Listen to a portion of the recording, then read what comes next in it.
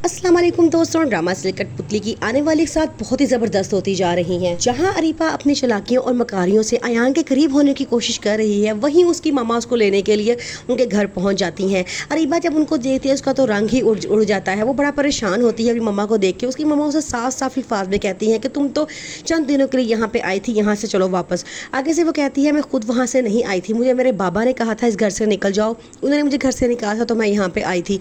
उसकी मम्मा कहती हैं बस बहुत हो गया, माँ बाप तो डांट ही देते हैं, इसका मतलब ये थोड़ी है कि घर छोड़ के आया जाए, चलो तुम घर वापस चलो। उसकी मम्मा अपनी बेटी की नीयत को अच्छी तरह जान चुकी होती हैं कि वो इस घर में अब क्यों है। वो कहती हैं कि मैं तुम्हारी नीयत अच्छी तरह जानती हूँ, तुमने 2 शादियां की वो भी ना चल सकी, अब तुम क्या अयान का घर भी बर्बाद करने के लिए यहाँ बैठी हो। तो आगे से वो कहती है कि जो शादियां मैंने की थी उन सब में आप भी मौजूद थे, मैंने भाग कर वो शादियां नहीं की। अब मैं आप लोगों से ये कहना चाह रही हूँ कि अब मैं उस घर में कभी भी वापस नहीं आऊँगी, और अगर आपने मुझे ज़्यादा तंग किया तो मैं ये घर भी छोड़ के चली जाऊँगी। ये बात सुनकर उसकी मम्मा को शदीद गुस्सा आता है। वो एक ज़ोर से थप्पड़ उसके मुंह में मारती हैं और उसको एक और मौका मिल जाता है अयान के सामने मजलूम बनने का। वो रोती धोती अपने कमरे में चली जाती है। की मम्मा अपनी हर मुमकिन कोशिश कर लेती हैं कि उसको साथ लेके जाए, लेकिन वो जाने के लिए बिल्कुल भी तैयार नहीं होती। तो वो मायूस होकर वापस अपने घर चली जाती हैं। अयान की मम्मा अपने कमरे में गुस्से में आती हैं और वहाँ आके बैठ जाती हैं। अयान कहता है मम्मा आपने फिर से वही हरकतें स्टार्ट कर दी हैं, अरीबा के आप हर वक्त खिलाफ रहती हैं, वो इतनी बुरी लड़की नहीं है। आगे से उसकी मम्मा कहती है कि मुझे पता है, हर वक्त वो अपनी शिकायतें रोना धोना धो के तुम्हारे दिल में जगह बनाने की कोशिश कर रही है, और तुम मानो ना मानो मुझे ऐसे लगता है कि थोड़ा थोड़ा तुम भी उसकी तरफ माइल हो चुके हो। आगे से अयान कहता है मामा ऐसी कोई बात नहीं है, आपको बिल्कुल गलत लग रहा है। लेकिन उसकी मम्मा कहती है बेटा मैं तुम्हारी माँ हूँ, मैं तुम्हें बेहतरीन तरीके से जानती हूँ, तुम क्या सोचते हो और क्या करना चाहते हो। जैसे ही अयान वहाँ से निकल के अपने कमरे में जाने लगता है, अरीबा ऊंची ऊंची रोना शुरू कर देती है। अयान फौरन से कमरे में जाता है, कहता है अरीबा क्या हुआ है। अरीबा कहती है कि मैं इस मुश्किल वक्त में बहुत अकेली हूँ अयान, तुम मेरा साथ कभी भी ना छोड़ना।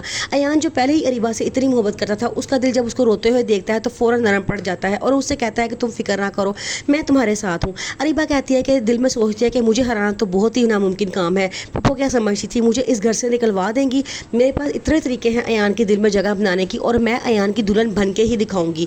वो ये बात करती है, साथ साथ रोती जाती है और अयान को झूठे बातें करती जाती है, जैसे अयान का दिल उसकी तरफ माइल होना शुरू हो चुका होता है। ताबीन जो अपनी ज़िंदगी बनाने के लिए अब निकल चुकी होती है, उसको एक बहुत अच्छी कंपनी में जॉब मिलती है। वहाँ पे वो एक बहुत ज़बरदस्त सी प्रेजेंटेशन पेश करती है, हर कोई इससे बड़ा खुश होता है। वो दिल लगा के मेहनत कर रही होती है, अब वो अपने दिन बदलना चाहती है, वो अयान को भूलना चाहती है और ज़िंदगी में आगे बढ़ देना चाहती है, क्योंकि अयान ने उसके साथ बहुत बुरा किया है और उस पर शक किया है, और एक औरत ये बात कभी बर्दाश्त नहीं कर सकती कि उसकी मोहब्बत पे शक किया जा सके। दूसरी तरफ अरीबा ये भी नहीं चाहती कि दानियाल उसके हाथ से निकल जाए। वो दानियाल को किसी और लड़की के साथ देखती है तो वहाँ फ़ौरन दानियाल को फ़ोन करती है, लेकिन दानियाल फ़ोन नहीं उठाता।